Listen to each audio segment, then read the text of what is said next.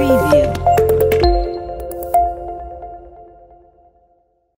Assalamualaikum warahmatullahi wabarakatuh. Selamat siang. Di cuaca yang sekarang ini tidak begitu panas ya.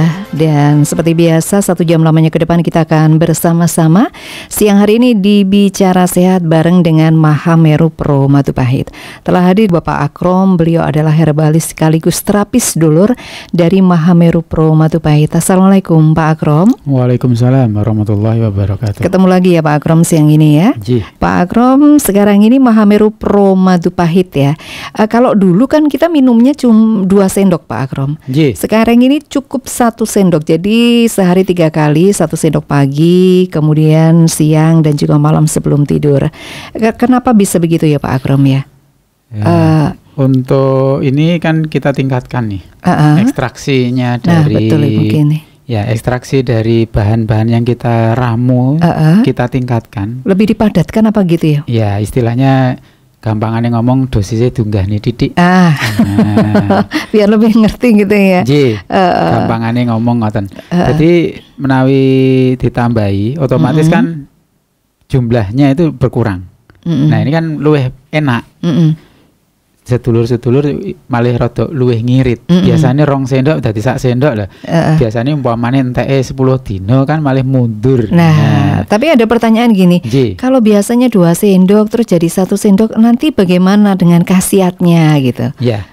Karena ekstraksinya dinaikkan sedikit, otomatis kan harapannya ini khasiatnya tetap. Jadi untuk menghemat iki urusane ngoten niku. Biasane kan lha wis ndang gelis entek lek 2 sendok ping pindho ngono kuwi isuk sore lah ya ndang entek. Nah, ngoten lho. Itu kan ada keluhan begitu biasanya nih. Nah, untuk itu ya kita naikkan lah dosisnya sedikit supaya tidak jadi 2 sendok, gimana menjadi 1 sendok cukup. Kan gitu kan? Iya, otomatis betul. Di sini ekstraksi atau dosisnya itu dinaikkan sedikit sehingga harapannya nanti merasa lebih pas. Dalam artian nggak cedeluk tuku meneh. Ngoten niku kan ya ngesake to. Gitu. Nah, selain itu juga itu efisiensi ya, istilahnya efisiensi ekonomisnya ke situ. Dan tapi di sini untuk tubuh sendiri itu akan menyesuaikan diri. Kalau lah kemarin itu istilahnya ngeten loh. Bocah lulusan SD karo lulusan SMP kan cara berpikirnya kan berbeda. Nah, makanya di sini tubuh akan lebih merasa enak kalau lah yang membimbing yang membantu itu akan nggak dikongkon-kongkon meneh istilahnya. Betul. Nah, itu akhirnya kan hematnya ada, efisiensi waktu, ekonomis terhadap keuangan juga ada. Gitu yang harapan kita dari para formulator itu begitu. Betul lah. Jadi tidak akan mengurangi khasiat dari Mahameru Pro Matupahit ya. Biarpun mungkin sekarang ini minumnya 1 hari 3 kali, cukup 1 sendok saja. Dan di situ kan ada pahit ya Pak Akrom ya. Jadi ada pahit. Kemarin itu ada yang kesini, beliaunya tuh sakit diabetes gitu ya, sakit diabetes. Terus begini, kenapa habis minum Mahameru Pro Matupahit diabetesnya tuh tidak sembuh, bahkan malah bertambah gitu sekitar 200 berapa. Tapi beliaunya tuh suka banget dengan gorengan dan setiap hari selalu mengkonsumsi gorengan. Kalau di Mahameru Pro Matupahit ini kan sebenarnya tidak ada gulanya. Ini kan madu dicampur dengan beberapa bahan herbal ya Pak Akrom ya. Kenapa kok kesannya naik? Gitu. Karena kebiasaannya juga meningkat itu pasti. Kemarin juga gitu. Tadi sudah dibahas loh sama Pak Akrom, gorengannya dikurangi nggih Bu. Nah, itu sebenarnya yang membuat kerja kesannya nih Mahameru Pro Matupahit itu tidak efisien itu karena kebiasaan kita tidak rubah. Nah, betul. Itu. Jadi gorengan itu kan tidak bagus bagi tubuh. Kenapa nggak bagus? Karena dia percampuran dari karbohidrat dengan minyak yang kena panas itu penguraiannya itu menjadi meningkat waktunya. Dan beliaunya kakinya juga pating serenut gitu Pak Akrom, kaki kanan gitu. Itu sakit sekali. Win tanya kan, panjenengan gorengan 1 minggu berapa kali Bu? Setiap hari, tiap sore. Itu selalu maem gorengan katanya. Dan nggak bisa kalau tidak maem gorengan. Dan itu saya yakin itu volumenya juga meningkat itu. Gitu. Iya, kenapa? Karena efektivitas kinerja dari Mahameru Pro Madu Pahit kan di pencernaan. Nah, pencernaan oke kan mesti makannya bertambah itu. Oh, gitu ya. Saya yakin karena saya sudah merasakan ya ke pencernaan itu bawaannya itu enteng, ke perut itu enteng. Akhirnya kan ngemilih nambah. Berarti makanya, ini harus bagaimana Pak Akrom? Nah, dengan kasus beliau sakit diabetes sekitar 200 berapa begitu, harus bagaimana? Nah, selain mengkonsumsi Mahameru Pro Madu Pahit, saya sarankan olahraga yang sangat sederhana. Dan itu sudah ini yang meneliti ini orang Indonesia juga ada setelah rilis dari University of Copenhagen, Denmark, bahwa jinjit karo nungkak kuwi sangat efektif untuk membakar gula di dalam darah, terutama di kaki, ben gak gampang cerenut ning kaki. Nah, itu jenengan rutinakan jinjit nungkak dalam segala posisi ya. Selonjoran ya koyo jinjit ya koyo nungkak. Terus lungguh teng kursi nggih monggo. Jadi jinjitnya ya dinungkakne. Nah, kalau lah jalan sesekali melangkah itu pakai jinjit. Sesekali kalau bisa ya terantanan ya gocekan tembok itu nungkak. Nah, itu akan mengefektifkan kinerja dari pembakaran gula di dalam darah. Sebenarnya untuk jinjit dan juga nungkak itu apa khusus untuk orang-orang yang bermasalah dengan kesehatannya? Semisal kita sehat gitu boleh nggak Pak Akrom? Boleh. Jadi sesekali tempo kita perlu ya untuk melakukan jinjit gitu ya.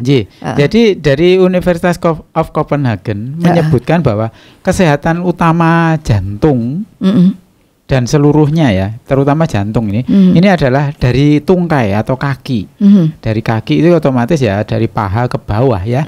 Nah, itu diusahakan. Tapi kalau ada orang tungkai itu kan sepanjang itu. Kalau kaki orang bilangnya cuma di telapak kaki sampai pergelangan. Nah, di situ kan menekan sangat tinggi. Pembuluh darah di sana itu kerja keras. Kenapa? Menahan berat badan kita. Nah, dari situ makanya kalau mengolahragakan otot-otot kaki, ya, kalau di dalam dunia medis otot betis itu namanya otot soleus.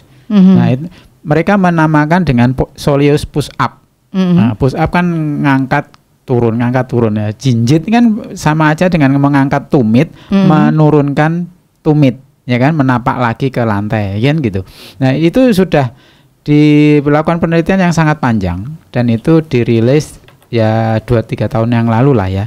Nah, itu mereka menyebutkan bahwa kalau kita melatih kaki dalam artian paha sampai betis sampai tapak kaki itu menyehatkan seluruh organ tubuh kita. Dan itu istilahnya itu membakarnya itu lebih kuat. Nah, makanya kalaulah orang-orang kencing manis ya, kalaulah dulu saya masih kerja di Jakarta kan ada suatu perkumpulan untuk penderita diabetes. Persadian namanya. Nah, di sana itu setiap seminggu 2 kali melakukan senam. Ya, senamnya itu saya ikut sesekali ya. Saya pengen tahu gerakannya kayak gimana gitu aja. Dan itu lebih banyak jinjit sama nungkak gitu. Silakan monggo Pak. Untuk asam urat, kalau dalam pengobatan Cina itu pertanda bahwa ginjal yang bagian bersih-bersih itu kecapean. Nah, otomatis yang namanya mesin cuci kan ginjal kalau rusak itu kan kalau di rumah sakit bilangnya cuci darah. Berarti kan fungsinya mencuci darah, membuang sampah-sampah. Nah, asam urat kalau kelebihan, kolesterol kalau kelebihan itu kan dianggap sampah oleh tubuh. Nah, di sini yang diperlukan apa? Air. Ya, cuman kalaulah orang-orang yang bertensi tinggi, ya otomatis agak dikurangi minumnya. Terus kemudian yang mengandung gurih-gurih, ya ini yang berbahaya. Kenapa? Gurih ini, asin ini, itu meningkatkan kinerja di ginjal untuk menyerap air, nggak dibuang. Lah, kan repot. Dia butuhnya air untuk membilas, tapi nggak boleh dibuang. Kalau kebanyakan asin-asin itu kan nggak mau membuang, ditahan. Makanya kenapa orang-orang darah tinggi itu larinya ke bengkak kaki, karena ditahan tadi, Mbak. Makanya di sini gurih-gurih itu kan akhirnya menahan, nggak mau membuang. Ginjal kan bingung, wis diresiki, wis karek mbuak gak oleh. Coba jenengan dikongkon resik-resik terus waya iki gua ini gak penting. Terus mari ngono, aja dibuang iki engko jek kangge lah. rugi lah namanya diresik-resik gitu. Cuman memindah tempat sampah aja kesannya. Nah, disinilah akhirnya ginjal itu repot, bingung. Nah, asam urat yang harusnya dibuang nggak dibuang. Nah, nilai normal untuk laki-laki kan 7 ya. Untuk perempuan kan 6. Dan ini yang perlu jenengan pijit-pijit untuk mata kaki sisi dalam. Nah, itu antarane otot lek awake jinjit ini sing gampang ketok ya, watos niku nggih. Nah, itu di situ ada Sanjin Chiao. Limpa di sini berkaitan dengan pembakaran, pengedaran energi dan juga membantu lambung untuk kinerja dalam penyerapan atau mengolah makanan. Supaya nggak terlalu sering nyerap yang nggak dipentingkan. Kan lambung itu mengolah sekaligus menyerap. Nah, kalau sudah di situ ada ibaratnya kalau di pabrik itu sudah ada quality control, ini nggak usah diangkat, ya nggak diangkat dibuang nanti lewat Nah, kalau itu diganggu kan, wah ya gak diangkat malah keangkat. Nah, akhirnya asam urat, kolesterol makin tinggi. Makanya di sini ini pencernaan itu sangat pandai. Cuman karena dipaksa terus, nggak diberi istirahat, akhirnya ya ngawur. Kayak jenengan wis kesel kan wis konsentrasi kan bubar. Betul. Kalau dipaksa untuk kerja ya ngawur. Hasilnya juga tidak akan bagus ya. Nah itu, makanya istirahatkan pencernaan kita. Caranya? Puasa. Dengan puasa. Iya, semua ya. Dalam artian di sini kalaulah orang luar negeri kan nggak kenal istilah puasa, cuman mengistirahatkan pencernaan nih bahasanya ini ngoten. Kalau mereka itu mengistirahatkannya di malam hari. Iya, biasanya ambil malam itu ya. Yang 16 jam harus istirahat betul. Pencernaan itu. Malam hari. Akhirnya kan nggak merasa terganggu kegiatannya. Betul lah. Gitu. Kan ada yang jam 7 sudah off, tidak makan apapun sampai jam 9 pagi baru maem. Seperti itu ya Pak Akrom ya. Nah, itu. Nah, itu istilahnya mereka itu mengistirahatkan di waktu malam hari. Nah, kalau kita orang Islam kan siang. Kadang ambil Senin Kemis gitu ya. Monggo. Kalau lah kayak silakan kalau mau malam itu biar lebih efektif. Kenapa? Kalau malam itu kan pencernaan kita sebenarnya sudah istirahat. Tapi kalau ada pekerjaan terus gimana? Akhirnya ya setengah jalan pengerjaannya. Makanya kenapa orang-orang kolesterol, asam urat, diabetes itu cenderungannya itu makannya sore sampai malam. Tidak beda jauh sebenarnya ya. Karena pencernaannya nggak istirahat di malam hari. Jadi asam urat, kolesterol dan diabetes itu ya. Ya semua ya. Seluruh manusia itu sama. Kalau sudah di atas jam 7 itu sebenarnya sistem pencernaan itu mintanya istirahat. Istirahat betul. Nah kalau lah tidak diistirahatkan gimana? Ya itu tadi kerjaan pasti gak karu-karuan. Tapi jam 8 malam makan soto itu enak loh Pak. Ya enak asli. Pemenelek grimis-grimis kan kok. Asli. Soto pedes sithik gitu ya, soto daging gitu aja. Nah itu ya. Diusahakan malam itu sudah istirahat makanan. Iya. Ganti kalau gini ya, pencernaan makanan kita itu apa yang dicerna itu yang paling cepat itu adalah buah-buahan. Buah-buahan itu nggak nyampe setengah jam itu habis di lambung kita. Kalau sayur? Sayur agak lebih lama karena dia seratnya lebih tinggi, lebih keras, ya kan? Nah, makanya kalau lah bisa banyakin sayurnya. Kalau udah sore itu banyakin sayurnya aja supaya dia nanti awet kenyang. Nah itu ya. Tapi gini, ini tadi kan kita menyarankan untuk puasa. Begitu puasa jam 7 tidak usah makan apapun sampai nanti di jam 9 pagi semisal ya. Nah itu kalau minum Mahameru Pro nggak apa-apa ya? Gak malam apa-apa. ya dengan air hangat gitu nggak apa-apa ya Pak? Nggak apa-apa, nggak apa-apa. Jadi di sini ini Mahameru Pro Madu Pahit untuk membantu membersihkan sisa-sisa makanannya yang tadi. Jadi makanan itu kosong di lambung kita 4 jam.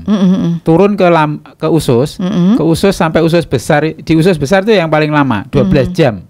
Nah, kalau lah 24 jam dikurangi 4 jam kan 20 jam. 20 jam dikurangi 12 jam di usus besarnya sendiri kan sekitar 8 jam ya. Dan 8 jam itu di usus halus. Nah, itu mereka belum sampai kosong, belum bersih.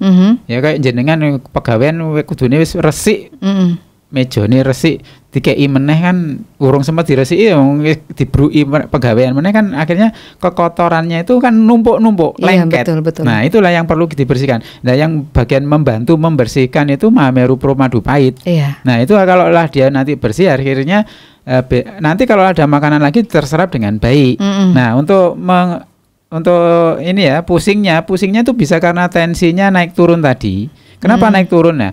Coba jenengan evaluasi diri, makanannya gimana, keteraturannya, terus kemudian asin atau gurihnya itu kayak gimana.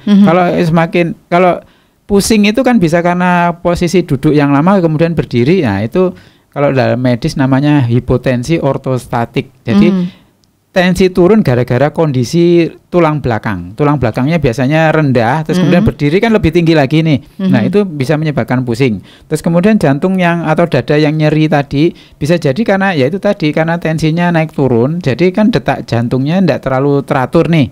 Dari Mahameru Pro Madu Pahit, rasa pahitnya itu larinya ke jantung. Nah, kemudian hijaunya yang dari Purwoceng kan itu ada hijaunya, terus kemudian dari Sambuloto juga ada hijaunya, Brotowali juga ada hijaunya. Nah, itu nanti larinya ke liver untuk menstabilkan liver supaya tidak terlalu panas dia nanti.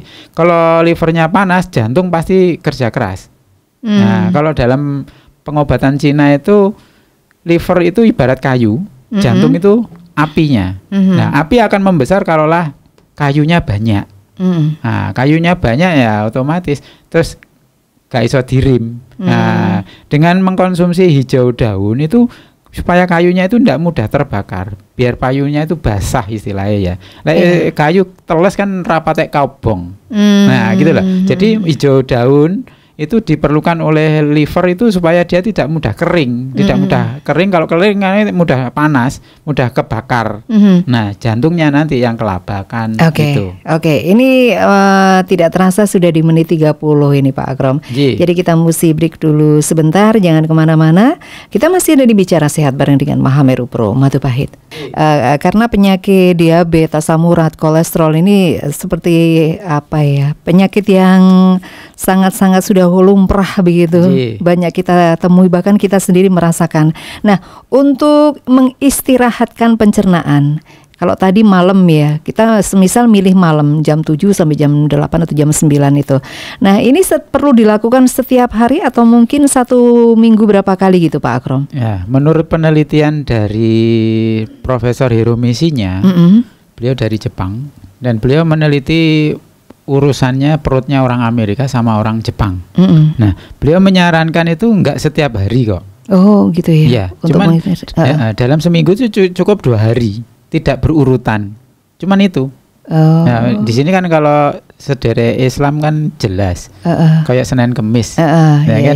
Nah, jadi orang-orang yang meneliti itu akhirnya ya, enggak perlu setiap hari kok. Hanya mengistirahatkan itu berjeda aja.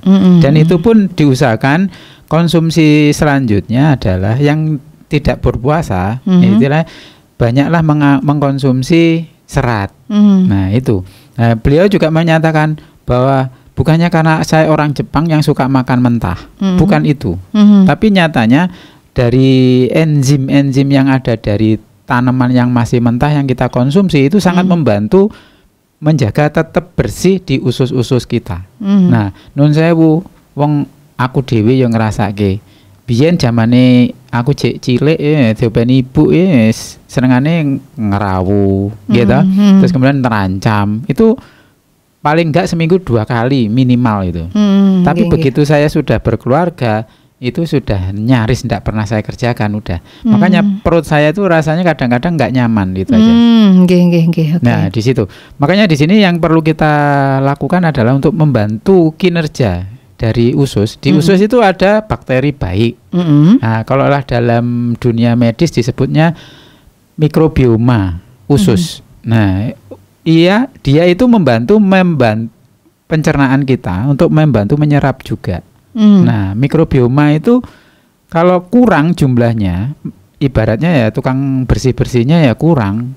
Ya, kalau di jalanan itu pohonnya banyak, bagian DLH ya, Dinas Lingkungan Hidupnya itu kurang menurunkan tim penyapu, ya akhirnya ya nggak bersih-bersih kelihatannya. Nah, begitupun dengan di usus kita. Kalau mikrobioma di dalam usus kita itu kurang, itu nanti berbahaya. Yang harusnya tidak dimakan, apa istilahnya harusnya nggak diserap, itu katut keserap, Mbak.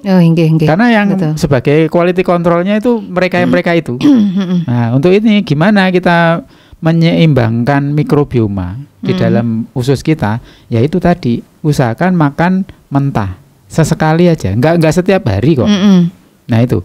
Nah, makanya kalau jedanya dalam 1 minggu itu umpamanya hari Senin karo Kamis. Nah, Selasa utawa Rebo karo Sabtu diusahakan mengkonsumsi apa istilahnya sing mentah-mentah nih wau. Nah, kalau lah buah itu kan tidak perlu dimasak. Nah, itu kan juga mentah berarti. Betul. Ya, kalau lah apa didefinisikan atau diartikan bahwa masak itu harus dengan panas, berarti buah-buahan kan tidak perlu dimasak. Nah, itu penting gitu. Makanya di sini yang kita perlukan adalah mengistirahatkan makanan dari hal-hal makanan yang kena panas dan kena minyak.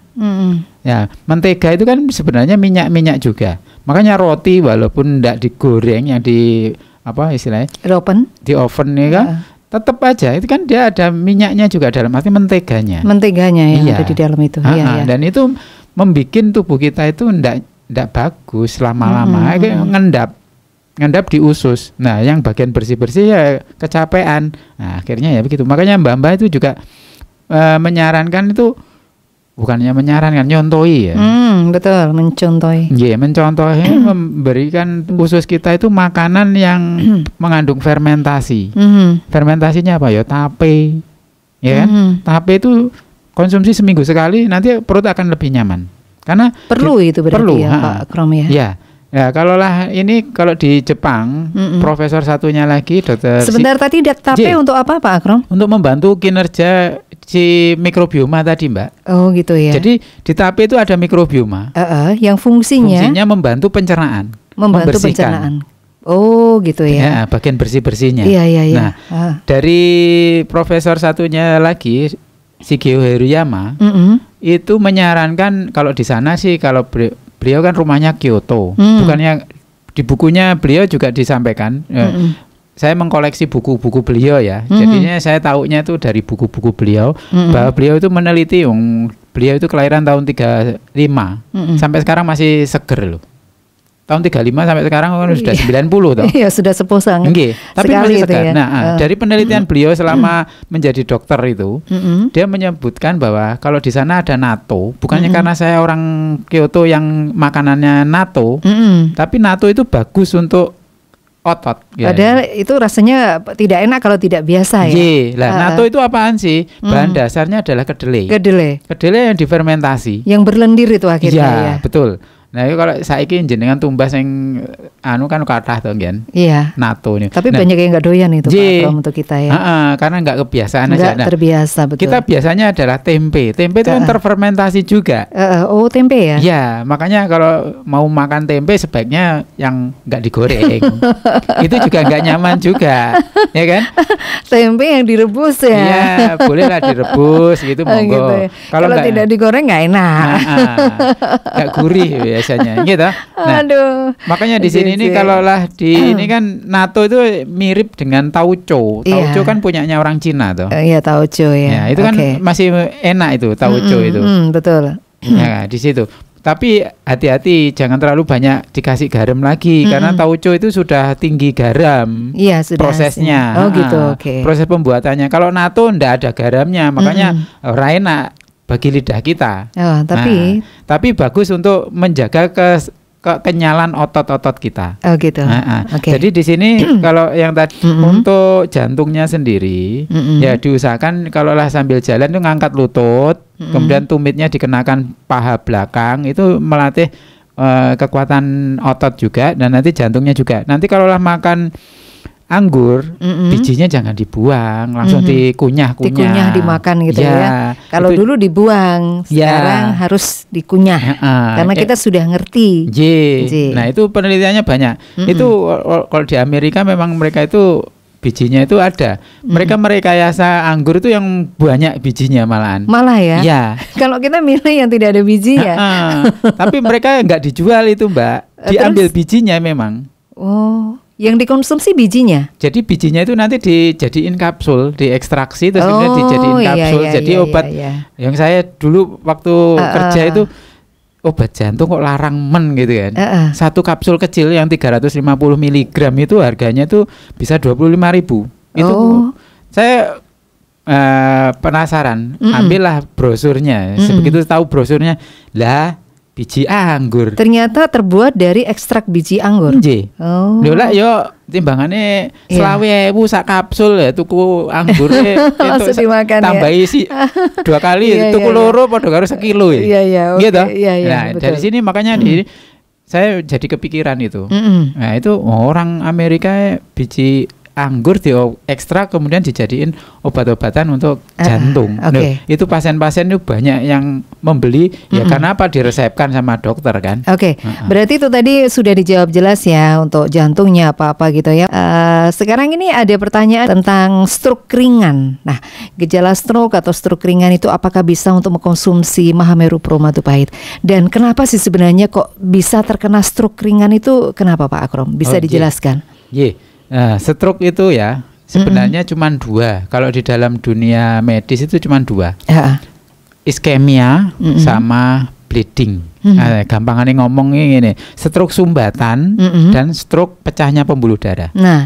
Stroke sumbatan ini dianggap stroke ringan karena bisa segera diselesaikan kalau golden periodnya atau masa ketahuan terus dikasih obat selesai. Nah, obatnya apa? Hanya karena dia tadi stroke sumbatan gara-garanya darahnya kental. Nah, dikasih obat pengencer darah, encer darahnya selesai, makanya dia cepat sembuh. Makanya dianggap ringan. Tapi sebenarnya masyarakat itu banyak sekali yang kena stroke ringan.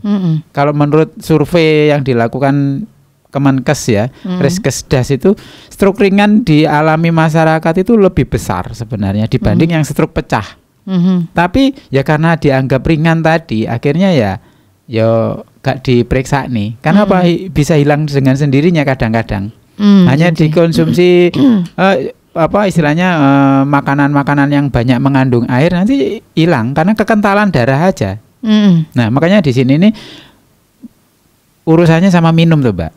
Iya. Minumnya ini harus teratur berarti. Oh gitu. Minum air putih. Iya. Terus kemudian kalau makan ya sing senengane garingan ya ditambahilah kuah titik-titik lah. Iya. Nah, itu karena apa? Kekentalan darah aja itu. Makanya disebut stroke ringan karena dengan mengubah pola minumnya aja dia udah sembuh sendiri.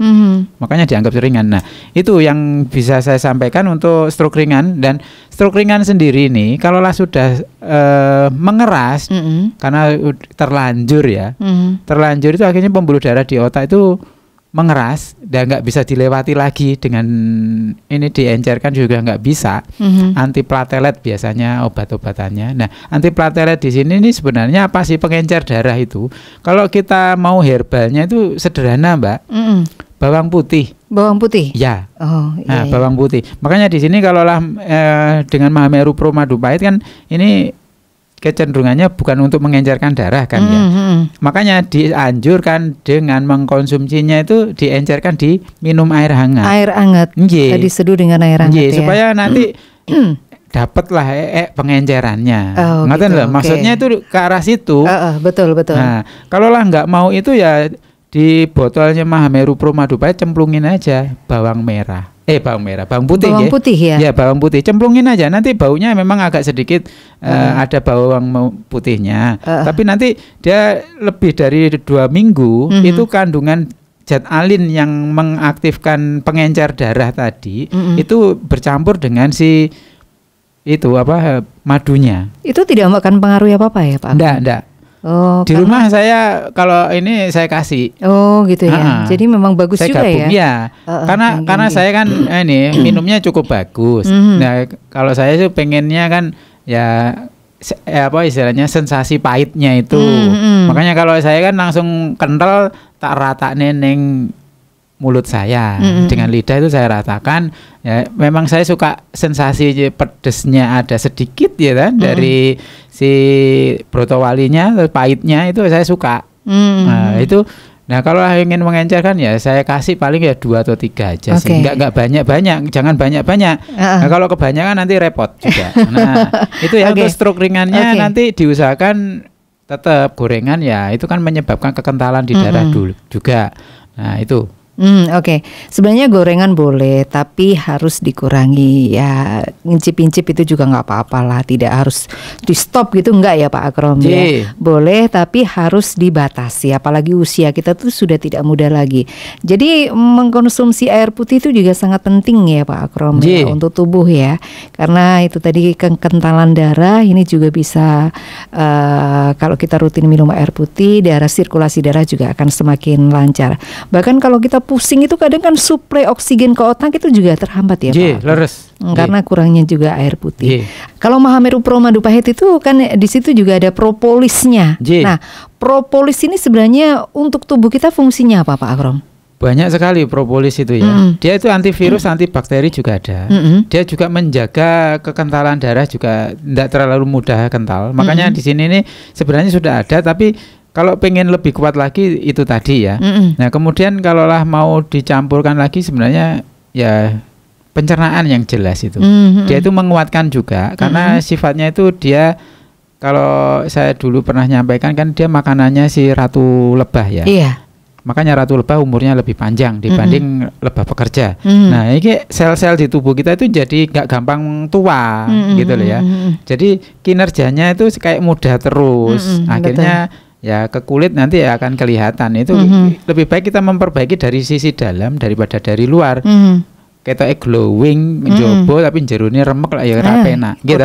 Gitu ya. Nah, terus kemudian yang tadi saya sampaikan tentang tape itu mbah-mbah lah yang ngajari ya carane dicemplungnya dicor karo banyu panas. Nah, itu kan lebih nyaman itu. Betul, sebenarnya tidak dikasih gula karena tape itu kan sudah manis ya. Jadi tidak perlu lah untuk usia kita jangan terlalu banyak gula.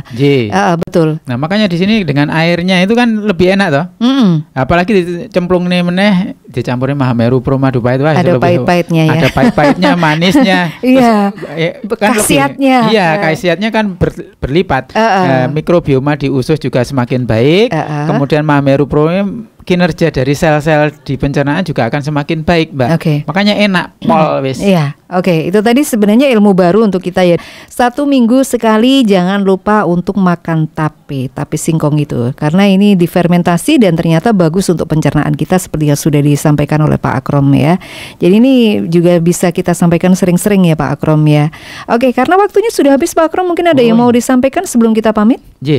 Sebenarnya saya titip pesan lagi ya juga saya sendiri untuk dipesenin juga ya, bahwa untuk mau sehat itu nggak harus mahal, betul, nggak rekoso, betul, gitu ya. Dengan menjaga pencernaan kita, salah satunya tape lak murah sih, 5.000 sak omah. Iya betul.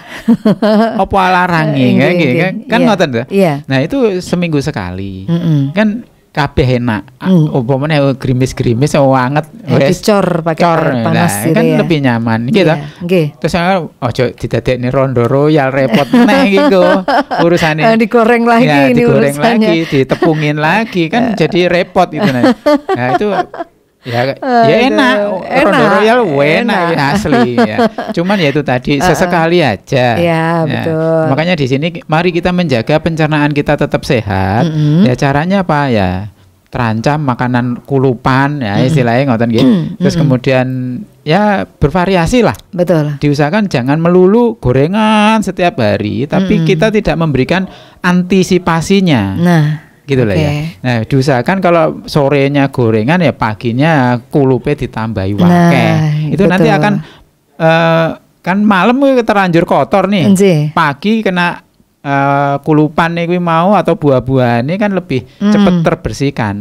Nah kan enak. Berarti jadi tubuh kita menjadi tetap stabil gitu. Iya, berarti seimbang ya. Demikian yang bisa saya sampaikan, bahwa sehat itu tidak harus mahal, tidak harus susah. Susah dalam artian mengolahnya. Betul. Sediaan yang ada di sekeliling kita itu sangat banyak. Makanya manfaatkan kemurahan Gusti Allah yang diberikan kepada kita. Jok lali mensyukuri peparinging Gusti. Ini yang penting.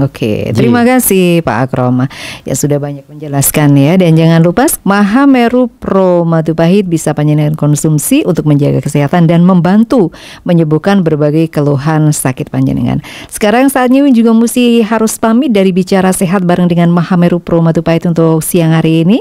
Matur nuwun untuk simpati dan juga perhatiannya. semuanya, selamat siang dan wassalamualaikum warahmatullahi wabarakatuh.